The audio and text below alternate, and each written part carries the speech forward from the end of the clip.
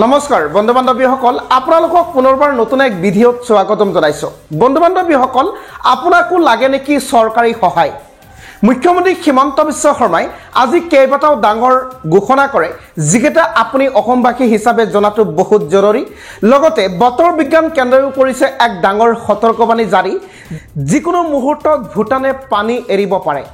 আজি ৰাতিটো ৰাজ্যবাসীৰ বাবে এটা বহুতে ভয়ংকৰ যিকোনো মুহূৰ্তত 4 আৰু 5 জুলাই অসমৰ বাবে বহুত বিপদজনক 4 আৰু 5 জুলাইত অসমৰ যিকোনো প্ৰান্ততে ভয়ানক পৰিস্থিতিৰ সৃষ্টি কৰিব পাৰে বানপানীয়ে মুখলধাৰ বৰষুণৰ লগতে বজ্ৰপাত ধুমুহা আৰম্ভ হ'ব গোটেই অসমত নামনি অসম উজনি অসম সকলোৰ বাবে জাৰি কৰা হৈছে ৰেড এলাৰ্ট গতিকে আপুনি সাৱধানতা অৱলম্বন কৰাটো বহুত জৰুৰী এটা নহয় দুটা নহয় 40 জনকৈ লোকৰ মৃত্যু ঘটিছে এই ভয়ংকৰ বানপানীৰ পৰা আজি দিনটোতো বহুত প্ৰান্তত মানুহৰ মৃত্যু ঘটিছে গতিকে যিকোনো মুহূৰ্তত আপুনি বিপদত পৰিব পাৰে গতিকে আপুনি সাৱধানতা অৱলম্বন কৰিবলৈ চেষ্টা কৰক যিসকল বানপীড়িত যিসকলৰ বানপানীত অতিকৈ ক্ষতি হৈছে সেই ক্ষতি হোৱা ব্যক্তিসকলক চৰকাৰে একতৰফীয়া সহায় আগবঢ়াব হিহঁতৰ নাম অন্তৰ্ভুক্ত কৰিব দিছে মুখ্যমন্ত্ৰী হিমন্ত বিশ্ব শৰ্মাই এককালীনভাৱে কিবা এটা ধন আপোনাক প্ৰদান কৰিব চৰকাৰে এটা বহুত ডাঙৰ খবৰ আপোনালোকৰ বাবে যদি আপুনিও সেই বানবিধ্বস্ত হোৱা এজন ব্যক্তি তেনেহলে অতি সোনকালে যোগাযোগ কৰক অতি সোনকালে ইয়াৰ কাৰণে আপোনাক ওয়েবসাইটটো মুকলি কৰি দিয়া হ'ব যাৰ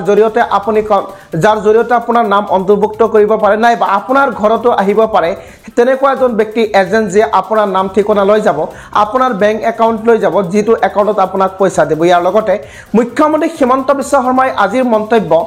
এই বানপানীৰ মাজতে ৰাজ্যৰ হাজাৰ হাজাৰ লোকৰ একাউণ্টত টকা ধন জমা কৰাই দিব বুলি ইতিমধ্যে ডাঙৰ মন্তব্য কৰিছে যদি আপোনাৰ নামও তেনেকুৱা কিবা আঁচনিত অন্তৰ্ভুক্ত আছে এই বানপানীৰ মাজতে আপোনাৰ একাউণ্টত ধন জমা কৰাই দিয়াৰ সিদ্ধান্ত গ্ৰহণ কৰিছে অসম চৰকাৰে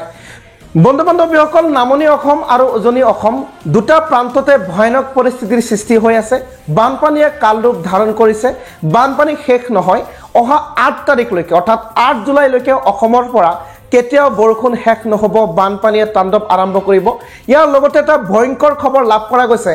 যিকোনো মুহূৰ্তত ভুটানে পানী এৰিব পাৰে